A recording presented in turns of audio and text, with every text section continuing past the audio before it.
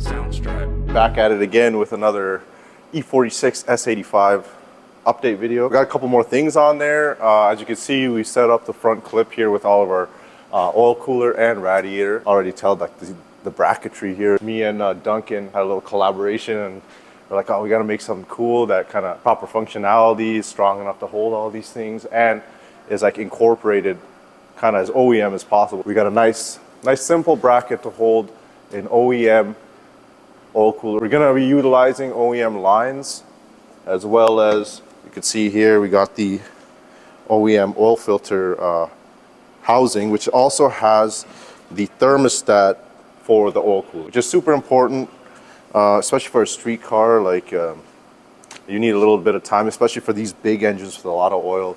You need time for a little bit of an operating temp to build up. Without a thermostat, that's going to be impossible to do. And you can see here, Duncan killed it with a sick mount. I'm just going to get mounted to the side over there and look pretty original. And then also another thing is, if you look here, you could see the OEM BMW S85 thermostat housing, which I thought was super cool. You see this very odd looking thermostat here.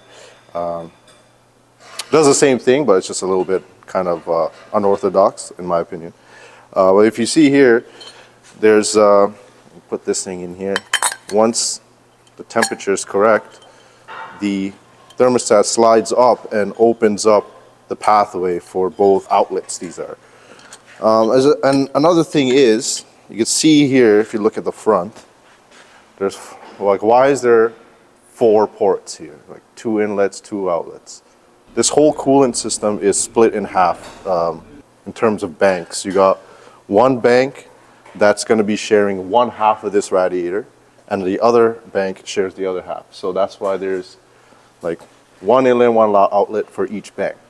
Kind of complicated, but kind of just shows you some of these swaps and builds can get complicated in this way, and you want it to work properly, cool properly, and the customer to actually drive whatever we build here. So that's why it's important that a little thought behind the cooling system. Make sure that's why I wanted to use the OEM stuff. A bunch of German engineers have already thought out and put into practice. And it wasn't easy to do that. If you see here, I got to cut through the frame a little bit. That way we have room for this really big radiator. In comparison, you can see that this is the stock E46 M3 rad.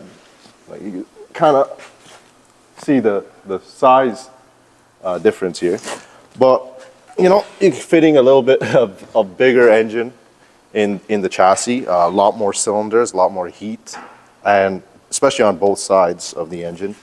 So it's important to have adequate enough cooling. You can see we just started using Red Tower Armory for our powder coating, and he's kind of getting into the groove with things, and you can see it's like very sharp work. Everything was like nicely taped off, and the coating itself is like super fine, which big up Red Tower Armory and the crew there. They're killing it. Along with that, we got our throttle valves here. They're Cerakoted, and I also ultrasonic cleaned them to make them all move nice and easy. And yeah, we got a lot more coming with this build. Got a sweet clutch that we got to put in. Slowly everything's going to come and in layers go back on the engine, and yeah, it's going to be exciting.